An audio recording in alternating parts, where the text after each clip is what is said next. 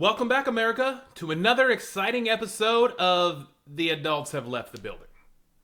We're now on day 21 of the government shutdown, or as President Trump calls it, Tuesday.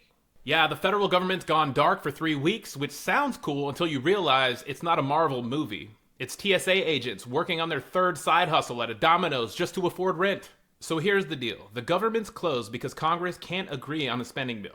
Democrats want funding for food assistance and infrastructure. Republicans want more National Guards in Portland and a giant ballroom on a White House lawn.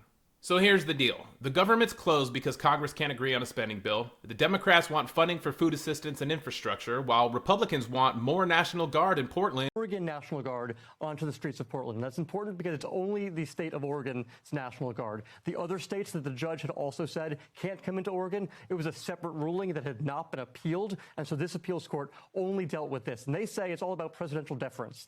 And a giant ballroom on the White House lawn.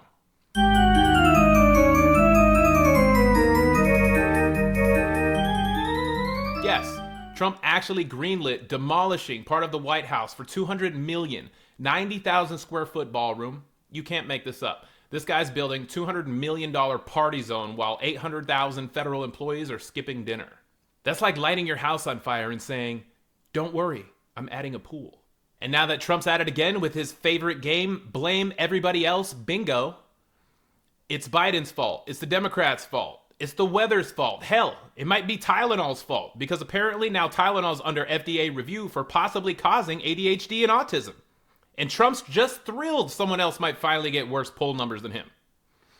Imagine being so bad at governing that even a bottle of Tylenol looks like a role model. Meanwhile, TSA lines are so long that people are missing yesterday's flights. Air traffic controllers are calling out sick, and you know it's bad when the people guiding metal birds through the sky say, "You know what? I'll risk unemployment instead." And while America can't get its luggage on time, Japan, yes, the country that makes our best electronics and anime, just elected its first female prime minister. Now let that sink in.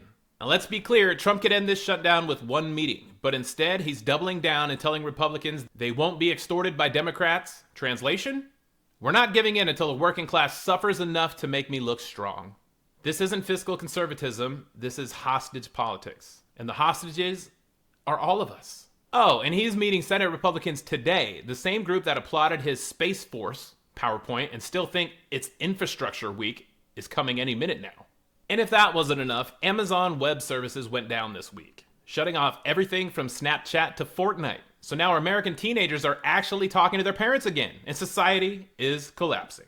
Coinbase crashed, airlines glitched, and half the internet screamed cyber attack, but the experts said no. In other words, Amazon rebooted the entire internet like your uncle's hitting Control-Alt-Delete on democracy.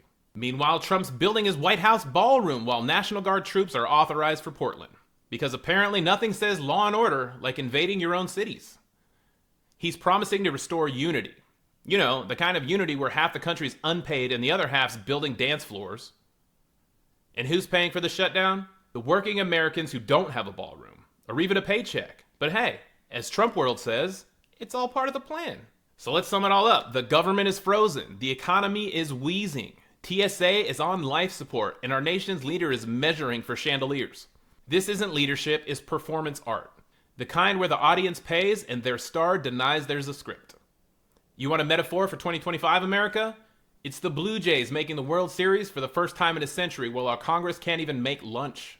So yeah, America's shut down again, but remember, this is the land of opportunity. Opportunity to go unpaid.